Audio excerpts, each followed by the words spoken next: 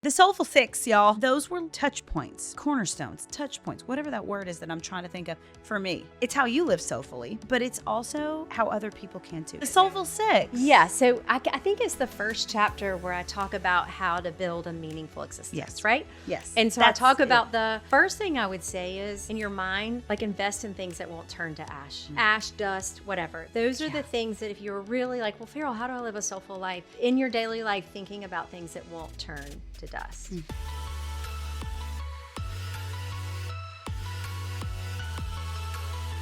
Hello, everyone, and welcome back to the Living Fully podcast. I'm thrilled to bring people on this podcast who I know when you finish listening to this podcast in an hour are going to help change your life, are going to help you live more joyfully and fully and soulfully. The guest that I have on the podcast today is Farrell Mason.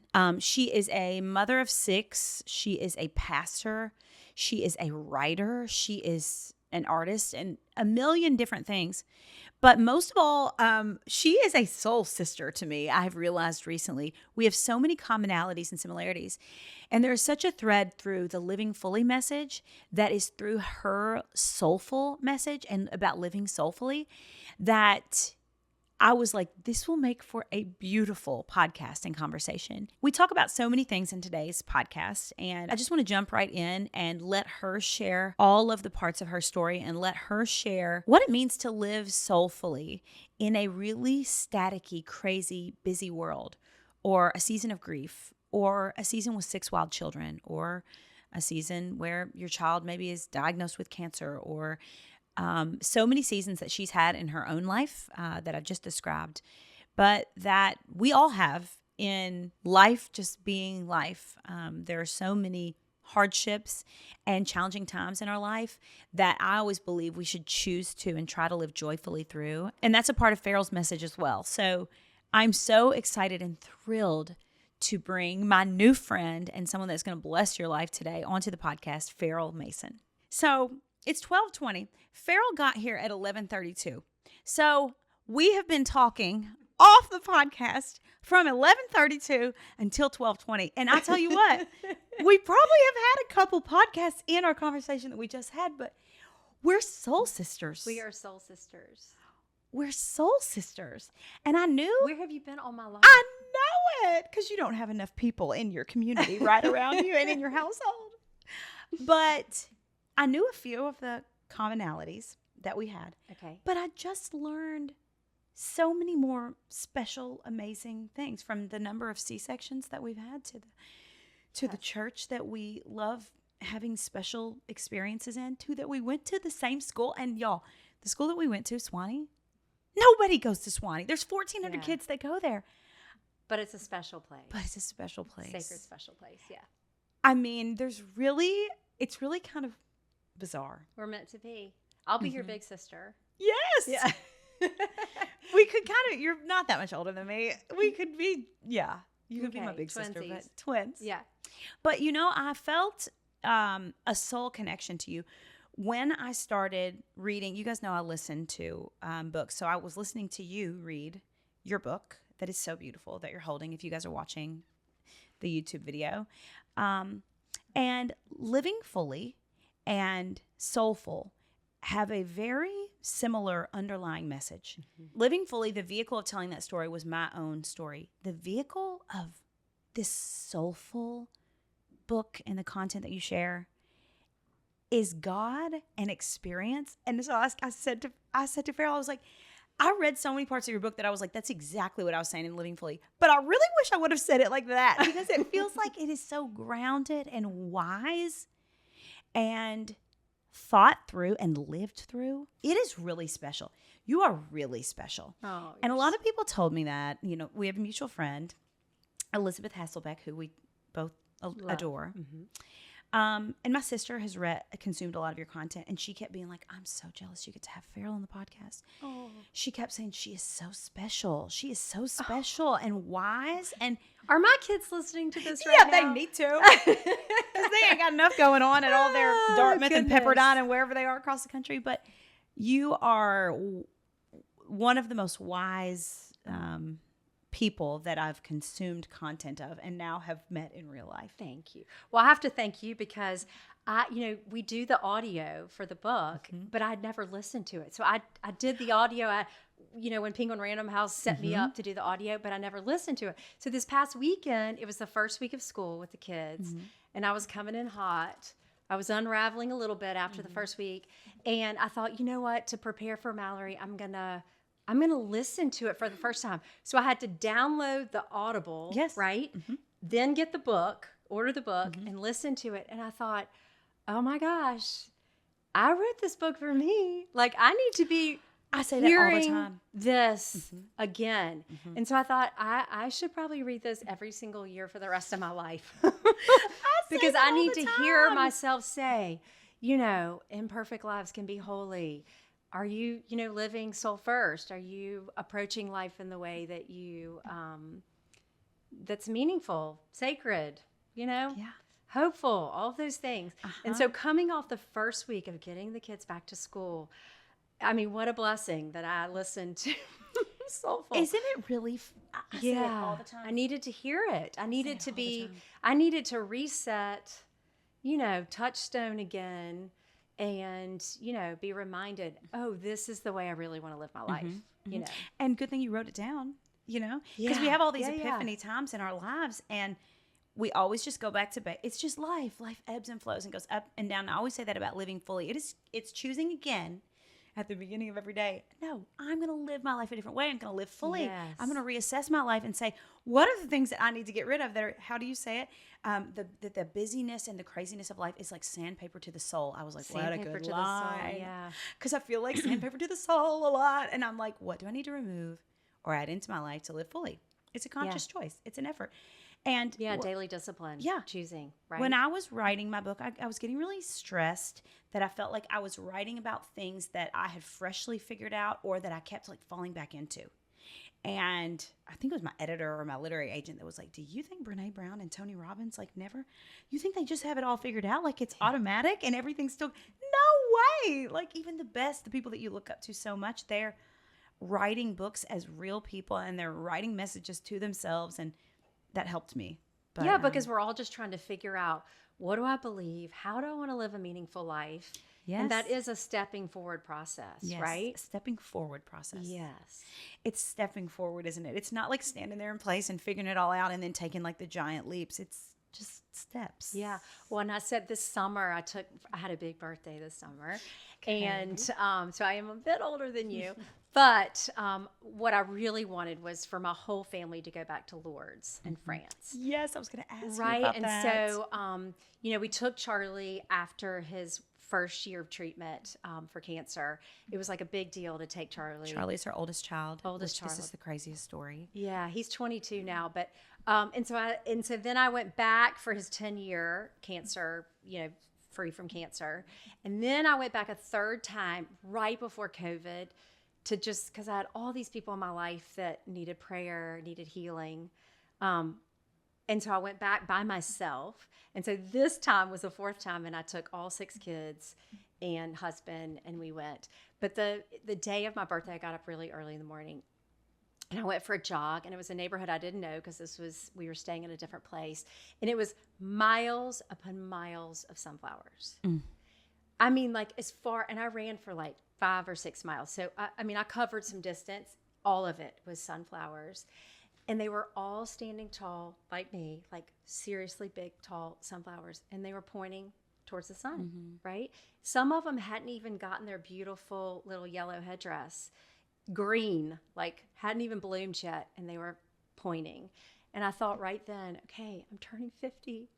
Which way am I pointing? Right? What is the direction of my life? Which way am I pointing?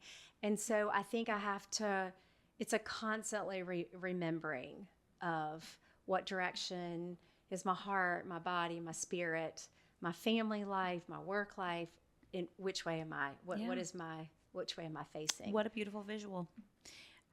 What a beautiful visual, and what a trip to take with your whole family. There are just places in the world that are holy. I bet. Traveling abroad, we were supposed to go abroad in September, and then with the pregnancy and everything and being high risk, they were like, you know what? I don't know if this is going to be a good time for you to go. And we're going to try it. But yeah, what a gift to be able to do that as a family. What a beautiful reminder and visual and metaphor that sunflowers. Sunflowers are meaningful to me too, of course, because soul sisters. Yeah. And they are always facing the sun. And like they're facing the sun, which we can, use that in double spiritual meaning. Right. Okay. So author, traveler of the world, mother to 6, pastor, beekeeper. The list goes on and on with Farrell Mason, but I know that a lot of people they look at people like you who are able to kind of do it all. And it's the first thing that they wonder is like, how do you seemingly do it all? I have a guess of what I would think that it was because you're such a spiritual person. But can you tell us how you do it all? Because I'd also like to know. Well, I gotta also say, she walked in with a basket, the tea that I'm drinking, the almond flour gluten-free chocolate chip muffin that I'm eating. Everything is from her. She was like, take a spoonful of this honey that I got from my bees on Saturday because of your cough.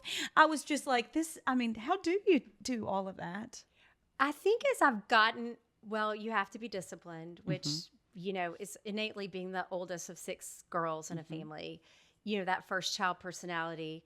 I'm pretty disciplined. But I have a couple of things that are super important to me and really kind of like drive my life, which is, start every day in nature. So nature's super important to me. I really do. That's like kind of, I drop the kids off from school and I get out and get out in nature. And that grounds me, keeps me peaceful. And, nature is the place where I experience God the strongest. Yeah. It's the place that I work through things that are going on from the inside out. It's the place where I pray, do a little work. That's where I, get my creative inspiration is in Percy Warner Park or Radnor Lake. Actually, I've been gone all summer and I came back to Radnor Lake. It's the first time I've been there in 3 months.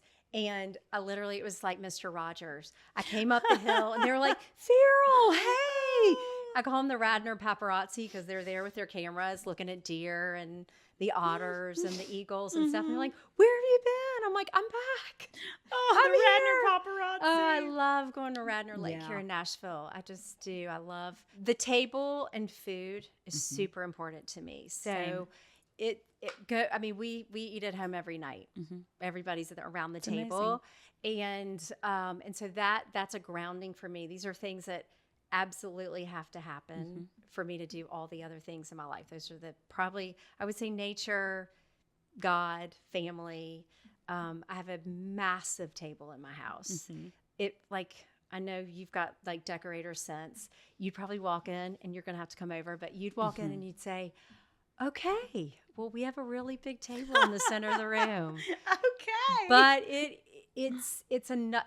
more chairs can always be added to that table. Awesome. And so obviously 8 sit at that table, but then there's always friends, there's always family. I like lots of people around the table because that's where meaningful life happens for me. This is when we have conversations. I do love to cook. And sometimes, friends and family will say it's a little healthy, but we did have a child with cancer. And so I'm mindful about, cook, healthy, fun, good stuff and sitting around the table. So I would say those are 2 important things, friends. And then, like you said, my faith is important. I'd probably throw in there France. A little France in my life. Food, faith. And yes. Food, France. Yeah, faith, nature, all the things family. Of Farrell. Family. Those are all things that keep Farrell moving and grooving. And you're always in the throes of motherhood when you have 6 children. And when you have 6 children that are kind of spread all out. So you've really been mothering for a really long time. 22 years. 22 years you've been mothering. Yes. Because I had my first child at 32. So I got the whole decade of my 20s to do all these different things and then to crash and burn and figure my life out. Praise the Lord I didn't have any children because I don't know how they would have turned out going through that alongside their mother. But people do. But the story with your first child, with Charlie, was very fascinating to me because you're living in New York City. That was kind of when you were, I love it also that you have reinvented yourself over and over in your life. I have also reinvented myself over and over in life. I thought I would sing country music forever. Or we and could here just I say am. not reinvent, but expanded Expanded ourselves, right? Yes. Enriched our lives. Like, Yes. I start off soulful. I use the scripture where Jesus says, I came so you'd have life in full. Mm-hmm. And so for me, it's more a fullness of life, doing all these So different adding things. to. Yeah. And adding to. expanding. Right. Because we can expand. Yes. But you were originally in the art world and not really, you had not gone to theology school or any kind of the academic nature of theology. Right. You hadn't introduced that into your life. And you had one child. And he is diagnosed with cancer at 10 weeks old on Christmas Day. And I, as a parent, anyone that's listening to this as a parent, when you hear those words, your stomach sinks. Yeah. So I cannot imagine being that parent that gets that news and enduring that year of treatment. What I read about and have heard you talk about during that year is very powerful. I love how you clung to your faith, how you had almost like a spiritual advisor that you said that really helped you through that. How did you live soulfully through that time? It's such a good question because, I mean, I always say, well, it's easy when it's the rose petal path, right? Amen. So when everything's like glory and you're like, oh my gosh, I feel good, I look Thank you, good, Jesus. all's going Love well, you. the kids are behaving, work's going well. I mean, then you just, you're coasting and it's all glory. But it's really when things, when you get cut at the knees and you have to be resilient, right? Yes. Well, I'll say a couple of things. So the first thing is, and since we had our conversation before about the Catholic Church here in Nashville, there was a church next to Sloan Kettering, which is where Charlie was treated for a year. And so we would pop over, like when Charlie was getting treatment, they said, oh, you can go into this church next door. And so we would go to the Catholic Church. And there was a statue of Jesus in the church, which I've since visited many times. But he had his hands open, and I just would sit in front of that statue. I would light a candle, and I would just sit there, just, dear God, please, you've got to see me. Please see me through this. Like, give me whatever I need to be, there for Charlie, to be there for David. And so I always had that touchstone. So you said you would go to the Catholic It's the same Church. exact thing. And So I would light a candle every too. single day. I would go, and a really beautiful story. But one of the surgeons on the Sloan Kettering team, he apparently would go to that same church before every surgery. I know. So like before he laid his hands on Charlie, he would have gone to the Catholic Church. Wow. Yeah. So I felt this sense that God was in the mix. God was with me. I have an incredible family, which I didn't get to choose. I got blessed with. Yeah, me too. So I have parents. I have 5 sisters.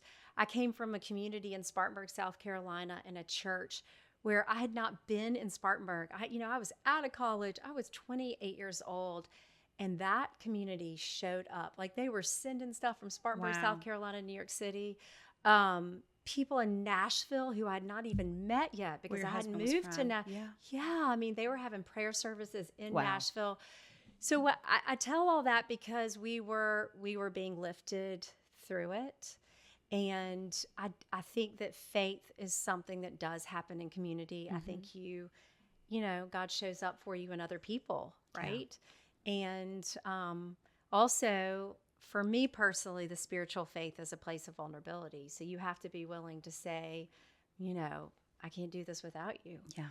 And I do believe, in something that is larger than myself, that there is a plan here, a force of love that is working in this world for good. Yeah.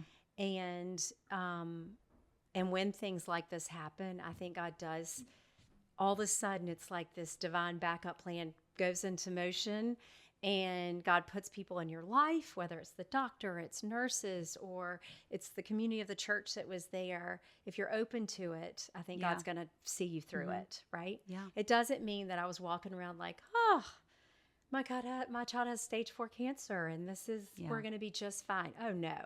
There were moments where I bawled my eyes out many times. I call them, I think in the book, I call them my shower conversations, where I was desperate and miserable and scared and heartbroken and angry and hopeless. Yeah.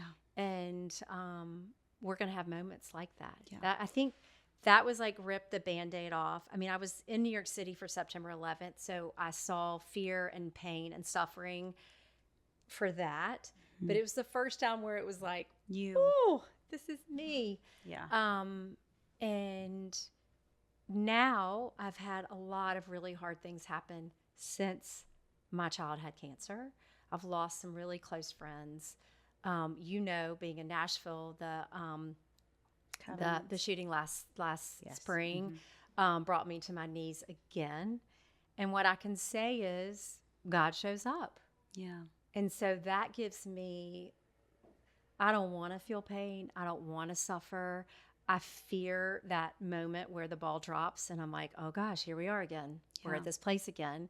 But then I also know, okay, so if God puts me in that place again, it's going to be all right. You're going to make it through. Right. We're going to make it through. So I got some people. I got God. Okay. Great advice. We can do this. It's a beautiful thing, though, to see people in the midst of the ultimate tragedy turn to God. And I can remember after the Covenant shooting, which I know you're very intertwined with that community and a lot of, families of the children that were lost in that and adults that were lost in that. It was a terrible tragedy in our community, and we live very close to that. You and I both do, to that school. And I can still remember when they went to Mass, was it like a couple weeks after the shooting? And they walked out of Mass, and all the Covenant families were posting all over social media and stuff, those rainbows in the sky. And they were just like, Covenant and the rainbow and like that verse from the Bible. And I was just like, gosh, to see people that cling to their faith after, and they're not, of course, everyone's angry and everyone's just like, why in the world did this happen? But to see people turn to God in those moments is the ultimate inspiration. Yes. And, I'm quick to say, that when you get cut down at the knees and life, you get thrown such a curveball or such an obstacle in front of you, or you suffer tragedy or loss, you got to grieve. You got to, we're going to have these vulnerable moments where you said you were prostrated in front of the altar. You got to go to those places, and that's okay. We need to do that. That's part of it. And that's the only way to actually experience what true, authentic hope, like when the Bible says, I'm going to give you a hope that doesn't disappoint, is to go to that place, right? And to feel where you are ultimately just so vulnerable, There's such a peace in a church in front of a candle or a statue or too. And I love it that you do that as well. I've done that my whole life. Even when we were little, I have this candle station in my home that I'll send you a picture of tonight that came from an old Catholic church 20 years ago. And I begged for a candle station. And my mom was like, well, you can't have a candle station outside of the church. They belong in the church. And so I was like, well, she said, call the priest and ask him if you can have one of these for Christmas. So I had to call my priest and say, Father, this is Mallory Irvin. My mom said I had to ask you this question. And, can I have a real candle station in my home? He said, that would be fine, And in fact, 2 weeks later, they were renovating that church of the priest that I'd called that used to be our priest that was at a different parish. And he told my mom. And my mom was like, okay, fine, I'll buy it. I'll make a donation. And so she bought me a candle station from his church. And on Christmas morning, I unwrapped that votive. And I wanted that because I just wanted that candle station so bad because I've lit candles every day of my life. I can't even believe you're telling. We have too many things, Mallory. So that's what I did for the year anniversary for the Dick houses and all the Covenant families is I did a candle station. Wow. And it's in the prayer garden now at Woodmont for people to stop because I think that, stopping and lighting a candle. It is so powerful. It's been in my family forever. And now I light candles with my children before bed. And I'm like, is this safe? And I'm just saying, because Finn last night before he went to bed, he was like, before we say prayers, I'm gonna. It's an electric one. Well, maybe I'm flipping the switch. Yeah, I'm flipping the switch. I can't believe I haven't burned the house down. At some point in time, my mom's mom is who started the candle lighting obsession in our family, and she used to light them in her bathtub, and she would light her shower curtain on fire every once in a while. And they would have emergencies, and she would just keep lighting the candles. And so my mom's always lit candles her whole life. I've always lit candles my whole life. My kids now like to light candles. It's really special. I would love to come by and see that at You've got to come see Woodmont it, because you can Christian. just drive down Hillsborough Road, pull in the parking lot. You can go down into the little prayer garden. The lighting thing is right there. You just light yourself a candle. Wow. Isn't that sweet? That's I know. really, really sweet. Okay, so we're talking about hardships in life, which even the the rose, what did you just call it? The rose petal path. Mm-hmm. I love it when life is the rose petal path, but some of the most spiritual moments in my life and the places I've grown the most were the crunching on thorns. Yes. Times in my life. And I really loved, I think it's chapter 5 in the book, where you were talking about how a peacock, that you really love peacocks, and like how a peacock gets all these beautiful designs in its feathers from eating thorns. I did not know that. And what a beautiful metaphor it is for life. And I want you to talk a little bit about that. It was one of my favorite parts of the book. You have so many beautiful metaphors. I think it's because you're an artist and you think Thank you. artistically and creatively different than a lot of writers do. And so many of your messages came alive in my mind when you had these beautiful metaphors attached. And I love the way that the book is written, with the prayer and then with the message and then the recipe at the end. It's really beautiful. It is so full. you. It's a really full, soulful book. No.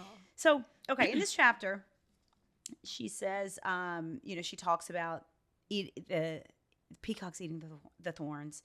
And you say in the book, how do we live soulfully while crunching on thorns? So in other words, it's kind of like, how do we live with joy during hard seasons? Because I think that is living soulfully. Because everybody knows we're going to have hard seasons, and especially when you got 6 kids in your house. Yeah. I mean, even if you're not having a hard time, you've You got always have a the child odds are really high for you Yeah. to always be crunching on some thorns. So can you talk a little bit about that? Yeah, so when I was in graduate school in London, I would run in Holland Park, and that's where I'd see these beautiful peacocks. And I mean, I really would love a peacock. Can you imagine if you But they're loud, your husband said, right? Yeah, and they make a mess on the roof, and so it's not probably going to happen.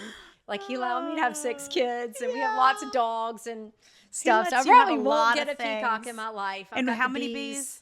I mean, right now I probably have like 50,000. 50,000 They live in bees. the different, whatever. Yeah. But I say somewhere in the book that beautiful people don't just happen. And so the people that I find beautiful are the people that rise. And so they crunch on thorns, and they have been to hell and back. Yeah. And they're radiant. And they're radiant. They're radiant. And they have this appreciation for what truly matters in life. And they live for it. They live that way. And so, for me, it's like, what does make a meaningful life? And you got to be brave. I mean, that's one of the, this is one of the, when I started working at Woodmont, this couple, they were like in their 80s, and they said, we'd love to take you out for lunch to welcome you to the church. And I was like, oh, great. And so we went and had lunch, and the lady leaned in, she goes, I just want you to know that getting old is not for sissies. You're going to have to be brave to be human. Oh my gosh. And it's the truth, though. Right? I mean, we have to be brave what to a be good human. message. We have to be brave, and we have to show courage.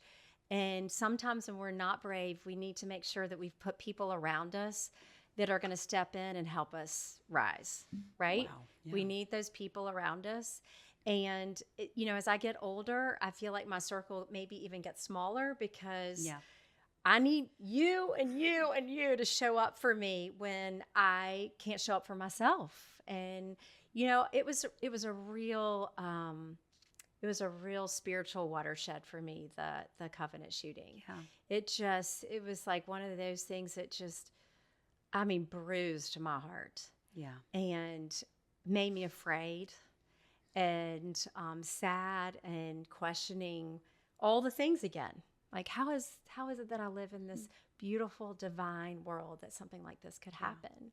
And you have to then go back to all the things. You have to revisit all those things again. I mean, I have to, get out in nature. I have to surround myself with people that are going to lift me and remind me of who I am and who God is and what truly matters. And the thing about Soulful, the book, is it's not a one-time switch, right? Yeah. I say it all the time about living fully. Yeah, I mean, you've got to. I see, my grandmother used to say, you got to put your big girl underpants on. Mm-hmm. I mean, you got to put your big girl underpants on to live soulfully in this imperfect, broken world, and that's just what it is. But one of the things that I really learned when I was at Sloan Kettering with Charlie, because we could spend like 9 hours a day, we could spend the night at the hospital. I mean, we were there all the time. And I mean, Sloan Kettering was great, but it is a hospital, right? And you're afraid, and you're, I've discovered a superpower. And the superpower is find joy in the small things.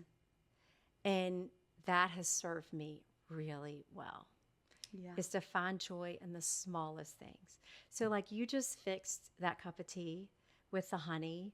Like that's a small joy for me. I do it every single day. Yeah, I do too. And, we just don't know what happens tomorrow. We don't know what is ahead. And so I really am intentional about finding joy in the small things every single day, making the day count for something good. And it's usually not the big grand things that happen. It's usually the really small things, like talking to my mom on the phone. Yeah. Meeting you today. I mean, these are the small joys that make for a rich life. I opened Soulful with a story of my friend Izzy. I was at her funeral, and I was in my 40s then, because she was in her 40s when she passed away from colon cancer. 3 kids, beautiful, tall. We matched each other in height. And I remember sitting there in the pew. I had just spoken. I'd just given a prayer, and I sat back down. And I realized, like, I live my life as if I'm going to have all, like, bajillions of years. Yeah. So I've got time to do that. I've got time. And that taught me, like, no, like, it has to happen now, Farrell. You have to choose now what's important. So I've gotten better about saying no to things and being really intentional. Like you said, Farrell, how do you do all these things? But I'm real intentional about who I give my time to, where I spend my time, what's important to me, what I read, what I listen to. Yeah. I'm just really gotten more intentional as I've gotten older. Yeah. Was there ever a season, like when you had a lot of young kids, because you had your first 3 really close together? I did. So, because I am in a season with young kids, and it seems like there is so much, and my kids they don't even have that much going on yet. Like, we aren't even into really sports and stuff. And I can see how life can take you on a ride, and it can take you so far away from your center, because it's just noise and static, and it's everybody else's things, and you're just going all the time, and you're always in the car, and you're one thing to the next. This morning I was stressed because, like, I'm running 3 businesses, and I've got, Kyle is in the home, and he is every single day childcare for our children. And I'm like, can you please be the one that's in charge of all the school emails and all that stuff? Because things the school emails will fall through the cracks. Yes. And I'm like, I don't think I can do all of the kid stuff and all of the work stuff. And one parent has to do that. And like, I just get so overwhelmed. And I think it's my perfectionistic tendencies too, because I'm always feeling like a very like imperfect mother constantly. It is like my one. I'm going to speak to you right now. Yeah, go ahead. Okay, so I'm going to give you a couple of my little secrets. And so I say in the book, imperfect lives can be holy, right? I'm drawn to the imperfect. So that it's comedic, but it's also, it's like you take a breath and you're like, I love you. Yeah, you're okay with being imperfect. Okay. So a couple of things. When I get, people are going to die when I say this, but when I get birthday invitations for going out to Franklin, which is 30 minutes away on a Sunday afternoon, it goes straight into the trash. So I'm like, we're not doing it. And we have not done it. So 22 years, if you sent me a birthday invitation and it was on a Sunday afternoon in Franklin, the Masons weren't there. And the kids never knew. And one of my kids came home and they're like, I just don't understand. I wasn't invited to Johnny's birthday. Oh, so sad. So sorry. Okay. So that's one thing. Oh, the my second gosh, thing is so funny. So Finn, who's my youngest, the grand finale, he went through a stage where he wanted to be in his swimsuit bottoms, his swimsuit top, every single day wherever he went. So that meant Sunday too, for church. So that was one of the ones that I just said, you know what? Great. I did not fight it. I did not create stress about it in the family life. I didn't do anything. I just said, sure, great. And I can remember there was another older woman at the church that I heard her say, I wonder who the kid is with his bathing suit on at church. And I just giggled to myself, that would be me. I didn't say anything. But for a full year, Finn wore his bathing suit, top and bottom, to church every single Sunday and to school and to everywhere else we went. He wore his bathing suit. I say that only because these are the places that you cut yourself some slack, right? Those are the easy parts. The other thing is, I really believe in your house being a sanctuary. I love when you say that. It is Grand Central super Station important. and a sanctuary. So we do. We have 6 kids. We have 3 dogs. We used to have 4, but we lost one this spring. I'm working. I'm writing. David's working. It is Grand Central Station. And so when you come into my house, I want you to feel peace. So everything has to kind of shut down when you come into that. Like, I want my kids, I want myself, I want everyone to feel like you take a deep breath when you walk into my house. And friends that come over, they say that, like, gosh, Farrell, when we come to your house, it's not because it's fancy. It's not because I've done anything elaborate, like some Michelin star or something for food, but there's just a sense of it's the spirit of the home. And I think we all need anchor places like that. And we go out into the world and it's a whirl. And especially right now where it feels pressurized, it feels negative. People, God save them. But I was going to church last Wednesday, and I was going down a normal road, and the guy shot me a bird out his truck window. The world. And I was like, goodness gracious, here we are in Green Hills. Lord help us. That people, but that just showed you people are feeling tightly wound. And so we all need touch points of peace. And, I say somewhere in the book, try to have a monastery moment. Yes. Sometime in your day.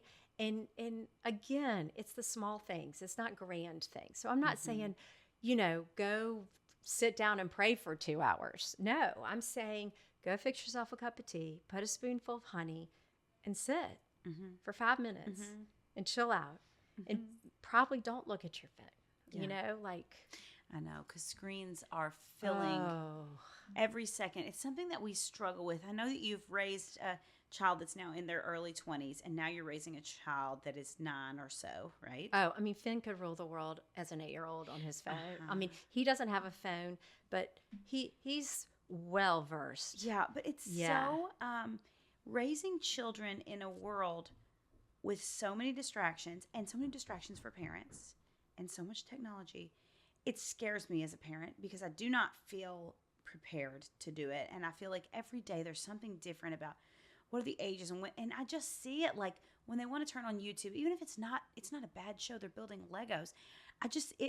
They exit the world. Yeah. And I think that it hard. actually makes some, like, I think we think, oh, this is going to be 30 minutes and they're going to watch YouTube. And like Percy, he watches like history shows on YouTube, which, he's getting something valuable, great. but it's still, I think it makes some, I don't think aggressive is the word, but it does something to their personalities.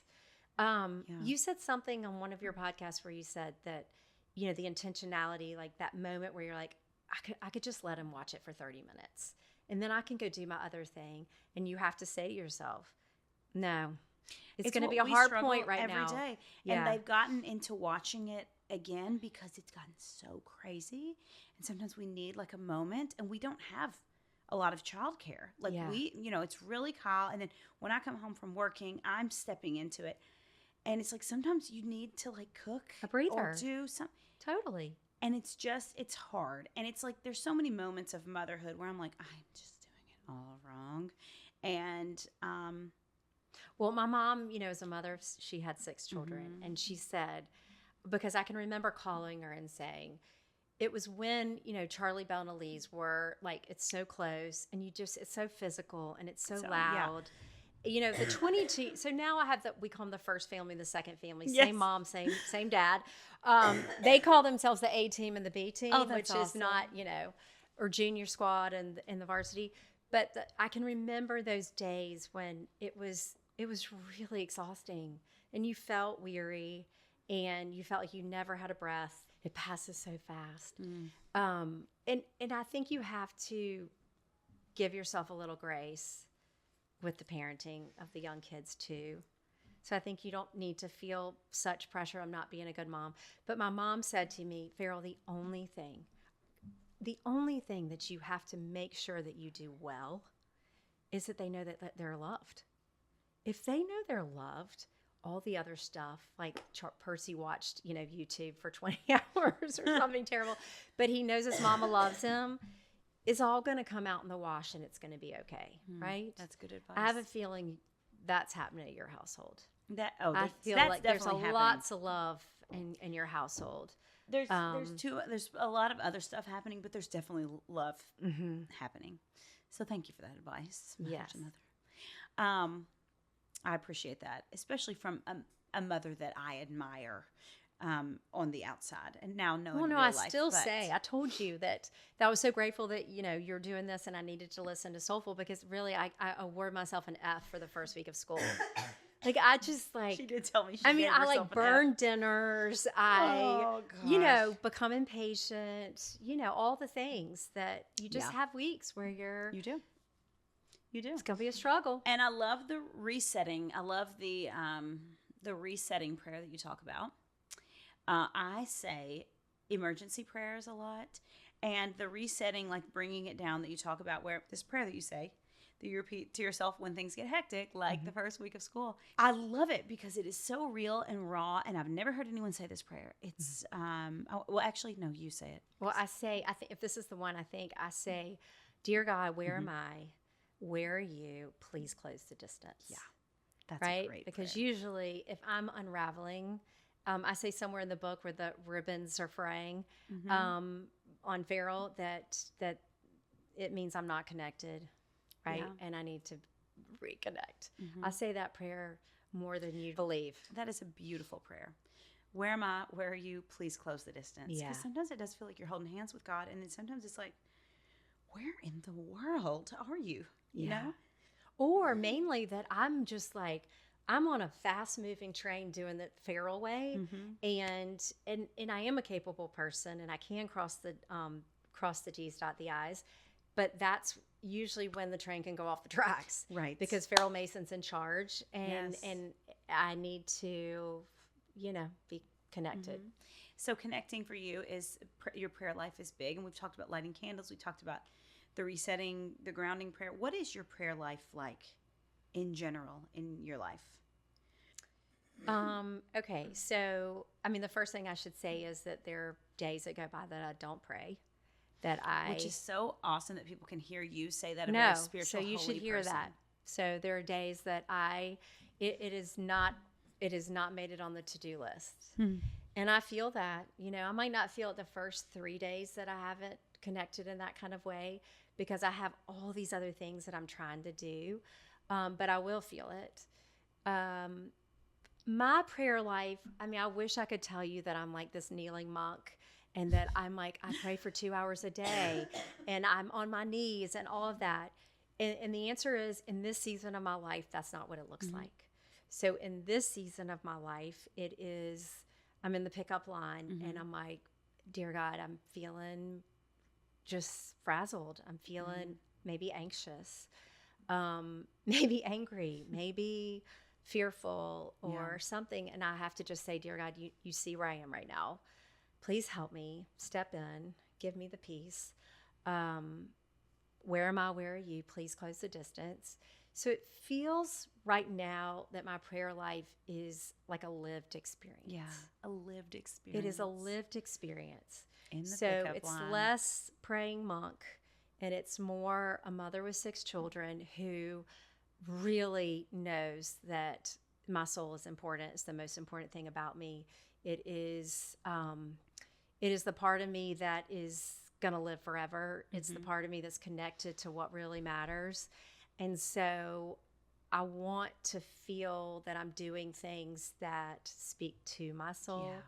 I say somewhere in the book, I think, or maybe I said it on the blog, that I try to do one thing that's for my soul a day, right? So, and again, that could be just, I get in nature, which means I'm peaceful and quiet. And it could be a prayer in my bathtub at night, right? Like, dear God, thank you for seeing me through this day, because it was rough. It was hard. It was hard and rough, and I know I didn't do as well as I could have, and I'm just so grateful you're going to give me tomorrow, and I'm going to try to do better, right? Yeah. I said at church this Sunday, I was given the benediction, I said, aren't we all so glad that God gives us another chance, infinite chances to try again, right? Because we're all missing the mark, right? I'm not perfect. I mean, that would be the one thing that I would say. I do a lot of things because I'm very cognizant that I have a short time here. And that was really ingrained in me at Sloan Kettering, sitting in the waiting room, that the time is short. And I want it to be the fullest. Like, I feel like God, he gives us the breath, and he says, okay, go out, and I can't promise you're not going to get your heart broken. You probably are. It's going to be all right. But I've given you this wide, beautiful, sacred world, and I want you to take in as much as you possibly can. And so I do live that way. I want to just the full experience. Yeah. I want to leave this planet, and God said, well, God, you wore it out, didn't you? You were going to try to get every little thing in and really enjoy it. And, that's relationships too. I met David at Swanee, my husband, and that's probably the greatest blessing because, he's my person. And my friend. And so I have relationships in my life that are gifts. Like real gifts. Yes. And I will tell you that as I've gotten older, I do not take them for granted. Yeah. And so if you are my friend, I hope, now people write in, well, I'm Farrell's friend and she hadn't brought me muffins in about a month. But if you are my friend, I think you're my friend. Yeah. Because I value you and I need you, right, in my life. Like, and so relationships are super important to me. I could tell that through the whole book. Things that I've heard you say just about serving people too. You are a person that has always served people. And I think that you said that was just really illuminated for you when you were going through Charlie's journey with cancer, about how the Spartanburg Church showed up for you in the Nashville community, how wonderful it is. But how you explained that it can look different in different seasons.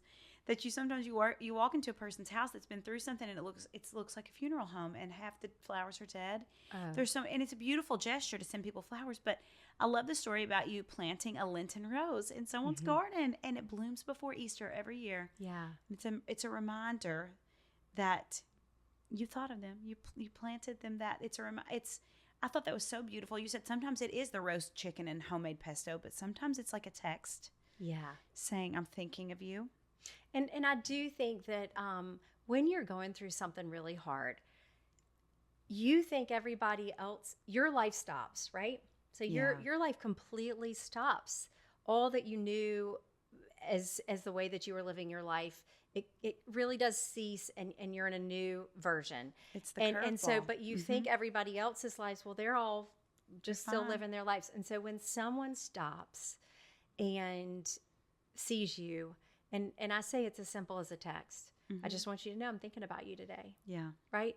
That way goes, I mean, that really touches people. Yeah. And because you move on, people move on, or you think people move on with life goes on. Life goes on. I remember after my sister lost Blaze, she was just like, it's just everybody's lives just keep going. Like the world just kept moving and going on, and to feel like you're not forgotten and what happened to you is not forgotten by people that are close to you is a beautiful thing. I love that reminder. And that's your podcast where you were talking about recovery And that's why I love the recovery community. I love the message because it's all about remembering. Yes. And so Yes. when you say, I mean, it's 10 years, like it's like, okay, so it's still so much woven into my body, where I've been, where I am now, where I hope to be going. And so it's this remembering, and people want you to remember where they are and what they're going through. Yes, because in recovery, it's so ingrained in us because you have to remember to stay sober. You have to play the tape when you're like, you know what, it's been 10 years. Like, I probably could have that thing. You can't. You have to play the tape and remember like where it ends up for you. Yeah. And you're constantly remembering. And it's also like a one day at a time thing. You know, I think people grieving don't remember. It's one day at a time. There's struggle. And then it's like, I got to jump back into real life because like real life is still happening. Oh, yeah. A dear friend of mine who I adore, she lost her dad, and he was just really integral in her life. I mean, she was a daddy's girl. And she said, Farrell, I was at Whole Foods. I was picking avocados in the middle of Whole Foods in Green Hills. He's been gone for over a year and a half. And it was like I was at the funeral. I just burst into tears. Something triggered her. I think she heard music in the store, and she heard the music, and she just said, I like just bawling, crying over the avocados, you know, and yeah, it's comes true. up. It does. And sometimes like for me, you know, it was weird. Like Ford started kindergarten yesterday, and I'm a little bit weird in that when something happens, drink your tea. When I already drank it all. You drank your whole tea. I loved it. It was the best my tea I've ever had in my gosh, life. I'm so glad. I love her that French tea. that she loves so much that I drank the whole thing. I love it. 2 spoons of honey. But I'm a little bit different in that I sometimes grieve at different times than other people, and it hits me like in the avocado aisle too. And I think part of it is, so I am the person in my family that sings and that is always in charge of a lot of things. You have a voice too?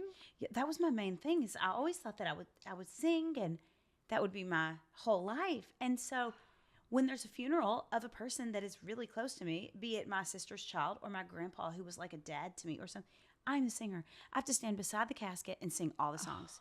So people are like, how was the funeral? And I'm like, oh, I didn't get to go because I don't get to go. In my mind, I have to be somewhere else because I have to serve in different ways. I sympathize with you with that. Yeah. And I can do it. And I'm always like, how am I going to do this? Watching my sister walk behind a tiny baby casket. How do you do that? And I just can do it. I can do it. But sometimes I'm not there on the day. So yesterday, his first day of kindergarten, Kyle wakes up in the morning and is bawling crying when he sees the shoes laid out. I'm not crying because I feel like I cried when he went to preschool at the big school because I was like, little kid life where everyone is little is over. And I was really sad then. First day of kindergarten, it's fine.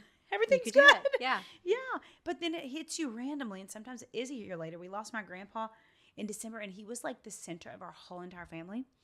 And I wrote about it in my book in 2020. He passed away in 2023. 23 is like I said 24 grandkids a while ago. It's 23 grandkids. 23 was like his number. On the day he died, he had 23 grandkids and 23 great grandkids. He died in the year 2023. Oh my gosh. And of course, Psalm 23 is like what Psalm they suggest. 23? It was just it was all these 23s. It was just really cool. He was like so epic. And the way that he went was so epic. And he wanted to have this big, we knew he was dying. We have these huge family Christmas parties on our farm. And they were like, he cannot take this. We need to come in shifts. And he was like, no. He drank bourbon and we laughed and we sang. And it was this big celebration. I love it. Full life. Full life. That was Christmas. He died the next day. Woke up, stood up in his chair and said, I'm dying, and died. Oh, and that's the way I want to go. I mean, I want to have a party and then the next day. He had a party and drank bourbon and laughed and sang and then died within hours. That is just living soulfully to the very last second. He lived so soulfully. But it hits me at weird times. It hit me in 2020 when he was coughing a lot because he had a degenerative lung disease, and I could not stop crying. Every time I went home, when he would cough, I would get back on the four-wheeler, ride back to my house, and I would just cry and cry and cry. So when he actually passed away and we went back, my cousins were like, be prepared. And I was like, no. Whenever I go home, I already mourned it. I mourned it when he was still living. Which also, like, I hate that. I feel like I called the chapter in my book Endangered Species because I was like, you know how you get really alarmed and you start to mourn a species, like it's almost gone. We got to save this. Their generation is that to me. They lived so pure they faced adversity in a way that nobody faces adversity anymore. It's part of their lives. They're just so special. And that generation is almost gone. Well, and I think you're right in the sense that we live in a culture now that they're like, pull your bootstraps up because you lose someone and then the next day you're supposed to be, okay, well, I've moved on with my life. And I think we need to do a better job of allowing people to just, in the Middle Ages, they wore black for like a year. Oh my gosh. Right? Really? So everybody would wear the when they lost Yeah. their husband, they would wear black for a full year. Yeah. So wherever they went, to the grocery store, to the market, they were in their black. So people knew, which means people were gracious to them and tender and, she's mourning. And why do you feel like we are like that as a culture today? To make ourselves I think we're comfortable? just constantly... we are on a fast moving train, I think. And I think that happens with grief too, that we don't just be present in the presence, right? Yeah. And we move to the next thing. And that catches up with you though. Yeah. Right? Yeah, it does. It catches up with you. Okay. The Soulful 7 is, I love to give people something that they can go back to. If someone's like, I want to live the way Farrell Mason lives. I want to do Then these I would say, and have come 6 over. kids. Oh yeah, she's gonna invite you over, and she probably will. Honestly, I love it. I love those were touch points, cornerstones, touch points, whatever that word is that I'm trying to think of for me, and it's how you live soulfully, but it's also how other people can too. The Soulful 6. No. The Soulful 6. Yeah. So I think it's the first chapter where I talk about how to build a meaningful existence. Yes. Right. Yes. And so I talk about the eagles at Radnor Lake, which I know my friends that are listening, they're like, she can't stop talking about Radnor Lake, but I do love Radnor Lake. And I just said, the eagles, one, they mate for life, which I love. And two, they build a nest. It's the same nest they live in for their whole lives.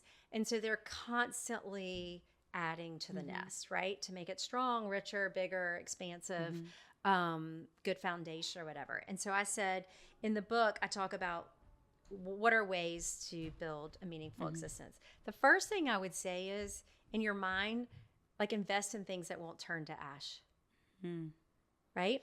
So ash, dust, whatever, that those are the things that if you're really like, well, Farrell, how do I live a soulful life?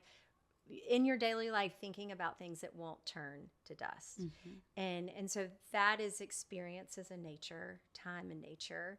I think that beauty saves us daily. Yes, I love how you said that. You need to have something beautiful in your mind at all times. All times. That was really cool, the way that you said that. Yeah, I mean, it love really that. helps us, right? I mean, God gives us what we need. And I think that, an inch of beauty a day will save you, right? It really does help you keep something beautiful in your mind. Okay, so that's one of them. I say build and rebuild relationships. So, the truth is that relationships reveal how great we can be, but they can all show our flaws and how, imperfect that we are. And so I think the relationships are what give us a full life. And so we need to constantly be building and rebuilding them, which means that you have to be intentional about the ones that are a struggle. Right. And so, just this week, I delivered muffins with an olive branch attached to the bag because it's a relationship that means something to me.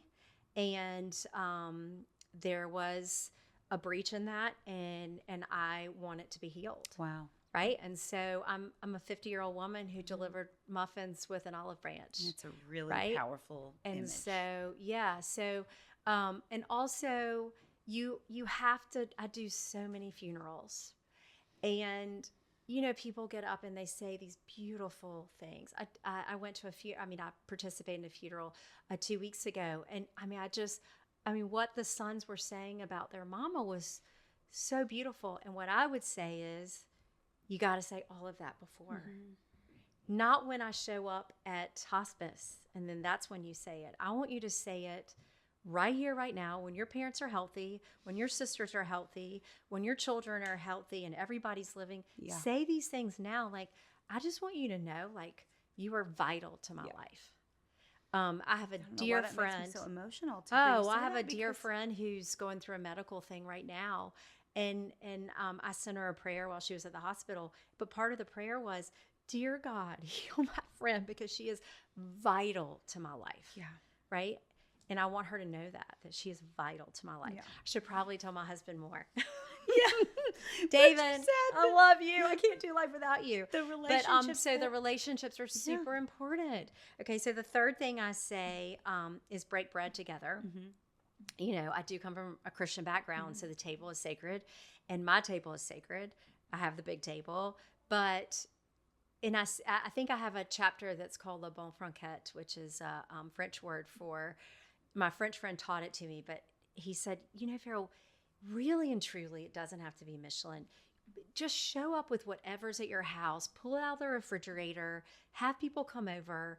It can be a hodgepodge buffet of just whatever's in the refrigerator.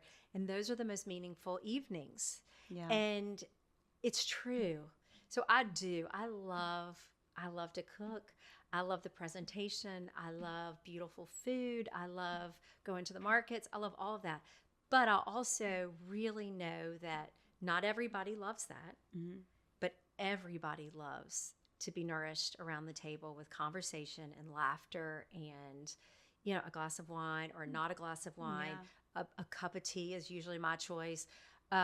Perrier, you know, but what happens around the table is really important. So I encourage people, you don't have to do it the way that I do it all the time, or some of the time, but hey, Nutella on a piece of toast and everybody's happy. She walked in when she had Nutella on her elbow. She's like, I got Nutella on So my it just elbow. shows you I do broccoli and Nutella in Yes. my house, right? It's all about a balance. Okay, so the fourth one I say is find your purpose and go after it. Mm-hmm. And, you know, I believe that Farrell Mason was put on this planet for a reason. And, you know, part of the excitement is discovering what is that? Mm-hmm. Why am I here? And that's kind of the adventure. Oh my gosh, Lord, what is it that you want me to be doing on this planet? And, you know, I wasn't built to be a rocket scientist. That's not what Farrell Mason is here for. I can't do math. You know, Percy brought home his 6th grade math, and I'm like, I'm out. Yeah. Sorry, find Yeah, somebody else. sorry. You've got somebody else in this household that can help you with math. But I think that also we need to, I don't know, feel like we have a purpose. Yeah. And, you know, it can be really small, really grand. You know, I walked in this room and you are like the sunshine, you radiate. And that's your purpose. Like, people need that sunlight and light around them because you don't even realize that you're lifting people just by who you are in the world.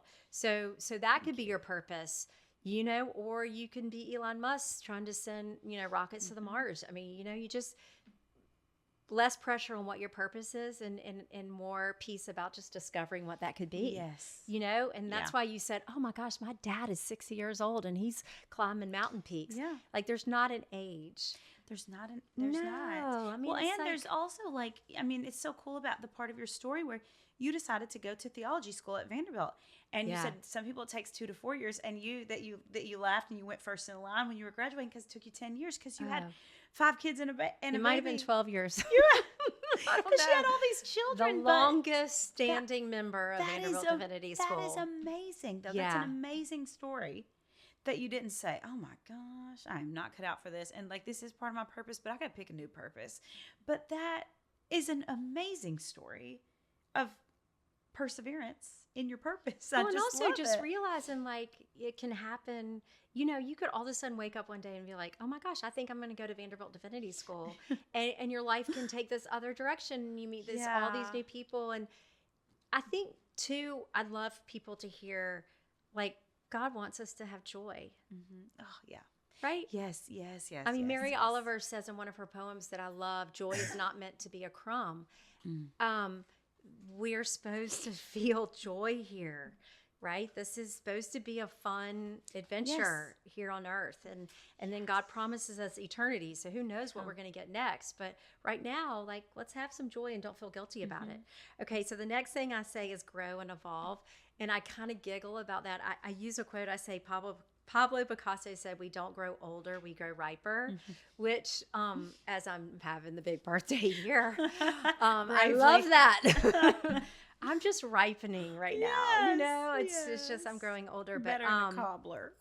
but I do think there's something to be said about, you just want to be the best version of yourself. Yeah. And so what do you have to do to let that happen? And that usually for me means I have to let go of some things and put some balls down. And also I have to be brave to take on some things and to try new things and to really look at it as Farrell's evolving. Yeah. And that's fun, right? And that's fun. Yeah. Okay, and then the last thing, which I love, is to fall in love and to consistently be falling in love. So that looks like falling in love with your husband or your partner. That looks like falling in love with your friends, falling in love with your life, falling in love especially with God. It's this constant open arms, open heart to your life experience, right? Oh, the Soulful 6, not 7. Soulful I wish there were 7. I wish there were 50. Oh, my because I goodness. could listen to you say those things all day. There are certain people that I have on the podcast that speak directly to me, and you have spoken directly to me today. Thank you. Thank you. Where have you been all my life? I don't know. I've been right I mean, around we the were meant to corner. be, and Where we're have just you now been all my finding life? each other. You've calmed my fears about like 9 things today, and you've also given me instruction. You don't even realize you've given me instruction of things that I already had on my heart. And I know you're going to do that for other people on this podcast. There are a lot of people that listen to this podcast that are searching for ways to live a fuller life, to live soulfully. Living fully and living soulfully is the same thing. It is, and it is really what everybody comes to these podcasts to listen how to do. And you have just given us the most beautiful instructional podcast on how to do that in such a beautiful way. And I really am so grateful that you came here today and I got to meet you. Thank you. Me too. I'm like, how can we get together? What a gift you are to everyone. That's what I've heard from people. It's just like, oh my gosh, you're gonna love Farrell. And my sister was reading your book, and I'm so jealous you get to talk to Farrell. But like, I see now what a gift you are, because you're now gifts to me. Oh, you're sweet. Well, I did flood my bathroom on Thursday night. I'm not perfect, which flooded I mentioned in the book. I laugh. It's in the introduction, and then I did it again on Thursday night. She likes these Epsom salt baths with the lavender. It's the lavender, yeah. And she overflows the bathtub every once in a while, and then the ceiling falls through into her daughter's room. Yes. And I said, oh my gosh, I love that part in your book, because she brought me some of the crushed up lavender. She said, you know what? I did it again. I did it again On Thursday night. My husband, he just, he's so kind. Oh Yeah, my we're gonna have to redo gosh. the ceiling in Rose's bathroom and bedroom. Oh my gosh. I know. What Anyway, a great story, and like a reminder of even the most perfect seeming people have these beautiful imperfections that are just funny. It is comical. I'm sorry that it's comical, but it is. No one got hurt. it's comical. Well, and I made you muffins, and I burned one of them. I burned one slate, I didn't eat the burned one. I I didn't eat the burned anyway, one. you're Okay, a love. If you could put any message on a billboard, if people were driving down the road and you were like, this is my one message to put on a billboard, what would it be? There's always hope. Oh, I love it. There is always hope. I mean, you're sitting there living hope. I'm sitting here living hope that, the worst things can be thrown at you and you can rise. Like, I really and truly, I've seen it. It's not something that it's in my heart. It's intuitive. I believe it. But then I also have evidence, like really lived experience, that there is always hope. That when you think you're at that edge, circling that black hole at the edge of despair, like if you'll just hold on, because it's going to be all right. You're going to see your way through, because there is always hope. What a great message to end on. And thank you so much, Farrell, for today. Oh, thank you. This was amazing. I'm going to link your book, which came out last year. Yeah, last November. Yes. That would be great. I'm going to link your book. I'm going to link your beautiful blog.